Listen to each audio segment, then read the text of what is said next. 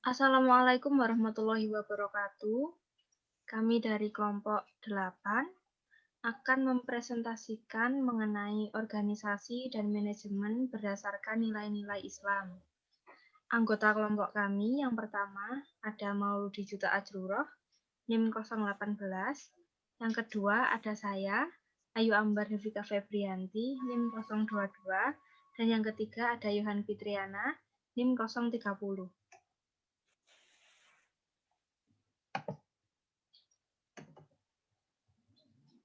Pokok bahasan kami yang pertama ada manajemen, meliputi definisi, tujuan, fungsi, dan tingkat. Yang kedua ada organisasi, meliputi definisi, hakikat, dan bentuk. Dan yang ketiga ada manajemen dan organisasi menurut pandangan Islam, yang meliputi definisi, prinsip manajemen, unsur-unsur, dan perbedaan. Materi pertama manajemen akan dijelaskan oleh Yohan Fitriana. Kepada saudari Yohan, dipersilakan.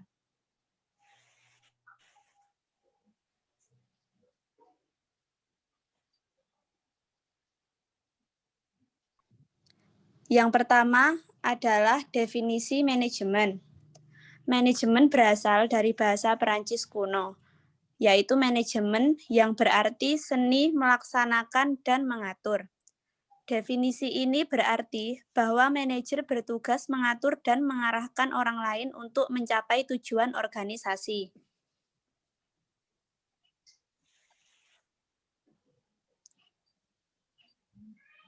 Yang selanjutnya ada tujuan manajemen. Tujuan manajemen yang pertama yaitu untuk melaksanakan strategi yang telah didiskusikan dengan lebih efisien dan efektif. Yang kedua, untuk meningkatkan inovasi dan juga kreativitas dalam setiap kegiatan.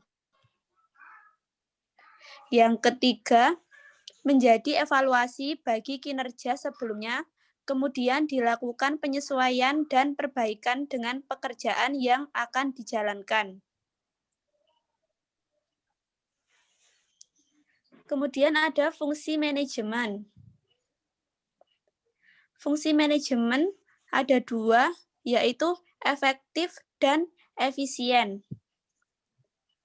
Efektif berarti bahwa tujuan dapat dicapai sesuai dengan perencanaan, sedangkan efisien berarti bahwa tugas yang ada dilaksanakan secara benar, terorganisir, dan sesuai dengan jadwal. Tingkat manajemen. Tingkat manajemen ada 3. Yang pertama, manajemen puncak atau top management, yang merupakan tingkatan manajemen tertinggi dalam sebuah organisasi.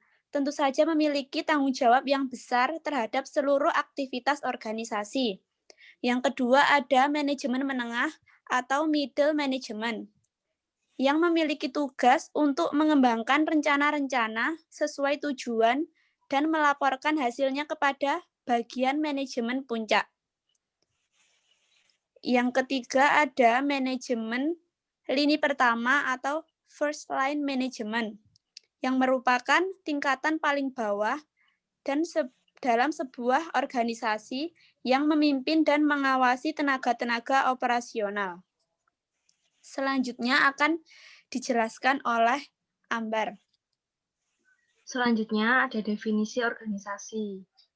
Organisasi merupakan suatu kumpulan yang terdiri dari dua orang atau lebih, memiliki struktur dan melakukan kegiatan bersama guna mencapai tujuan bersama. Pengorganisasian adalah merujuk pada pengaturan suatu lembaga atau kelompok untuk mencapai tujuan bersama. Selanjutnya ada hakikat organisasi. Yang pertama, organisasi dipandang bahwa penggambaran jaringan hubungan kerja yang sifatnya formal. Yang kedua, organisasi dipandang sebagai rangkaian hierarki kedudukan jabatan yang menggambarkan secara jelas garis wewenang dan tanggung jawab. Dan yang ketiga, organisasi dipandang sebagai alat pencapaian tujuan yang telah ditentukan.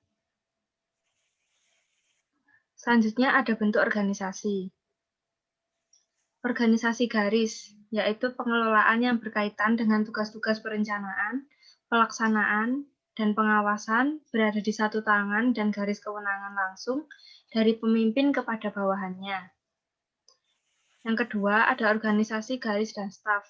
Organisasi garis dan staf biasanya memiliki ciri-ciri yang dapat dilihat antara lain organisasinya besar dan bersifat kompleks, daerah kerjanya luas, jumlah karyawannya banyak, hubungan kerja bersifat langsung, makin mengecil, pimpinan dan karyawan tidak lagi semuanya saling mengenal, dan terdapat spesialisasi tugas di antara para pegawainya. Yang ketiga, organisasi panitia. Organisasi panitia memiliki ciri yaitu memiliki tugas tertentu dan jangka waktu berlakunya terbatas. Seluruh unsur pimpinan duduk dalam panitia. Tugas kepemimpinan dan pertanggungjawaban dilaksanakan secara kolektif. Semua anggota mempunyai hak, wewenang, dan tanggung jawab yang umumnya sama, serta para pelaksana dikelompokkan menurut bidang tugas tertentu. Selanjutnya, organisasi fungsional. Pada bentuk organisasi ini, tugas dan komando yang diberikan dilakukan secara jelas, dan pengambilan keputusan dapat diambil oleh pimpinan tanpa harus berdiskusi dengan pimpinan tertinggi. Yang selanjutnya ada definisi organisasi dan manajemen menurut pandangan Islam akan dijelaskan oleh teman saya, Mauludi Juta. Dipersilakan. Definisi organisasi dan manajemen menurut pandangan Islam. Yang pertama, menurut Abdullah 2013.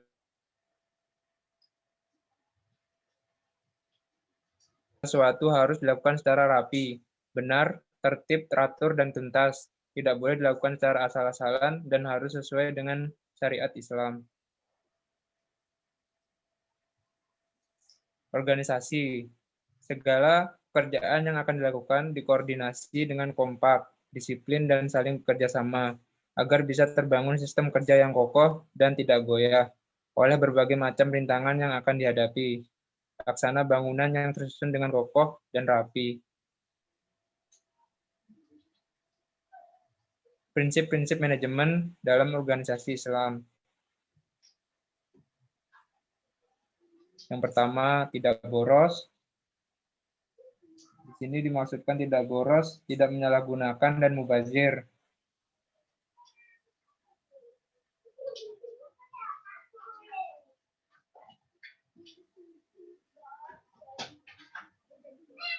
Yang ketiga, disiplin.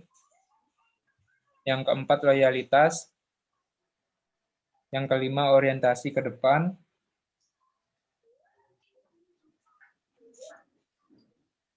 Orientasi ke depan ini dijelaskan di dalam Al-Quran. Hai orang-orang yang beriman, takutlah kamu kepada Allah dan hendaklah setiap diri memperhatikan apa yang telah dipersiapkannya untuk hari esok. Maka takutlah kepada Allah, sesungguhnya Allah memberi kabar yang baik bagi orang-orang yang bertobat. Lalu ada juga yang keenam, etos kerja yang kuat. Yang dimaksudkan dari etos kerja yang kuat bagi Islam bekerja adalah ibadah. Orientasi pekerjaan dalam Islam adalah dalam rangka mendekatkan diri kepada Allah. Ada yang ketujuh, kebersamaan. Kebersamaan dalam hal-hal yang konstruktif, sebagaimana dijelaskan oleh Allah, bertolong-tolonglah kamu dalam hal kebaikan dan takwa, dan janganlah kamu berkolusi dalam hal kejahatan dan permusuhan.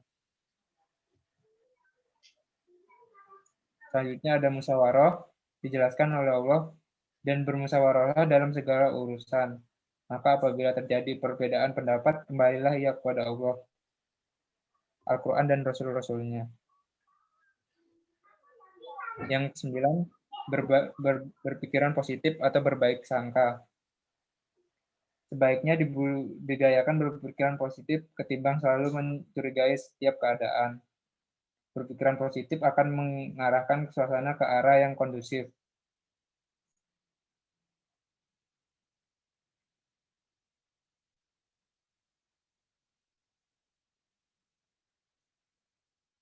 Lalu ada yang ke-10, berakhlak.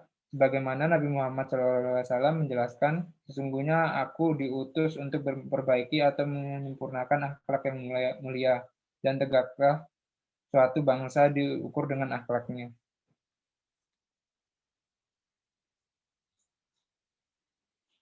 Selanjutnya, ada unsur-unsur dalam organisasi Islam. Yang pertama, adanya tempat. Yang kedua, adanya pemimpin dan yang dipimpin. Yang ketiga, adanya tujuan yang jelas.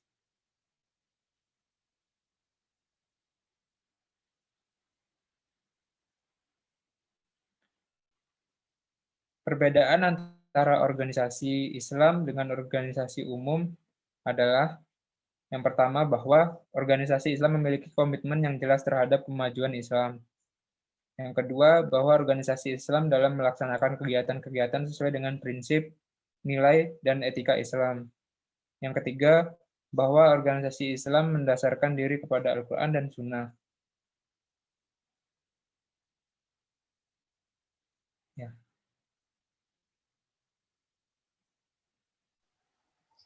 Baiklah, sekian dari presentasi kami. Apabila ada kesalahan, mohon maaf yang sebesar-besarnya.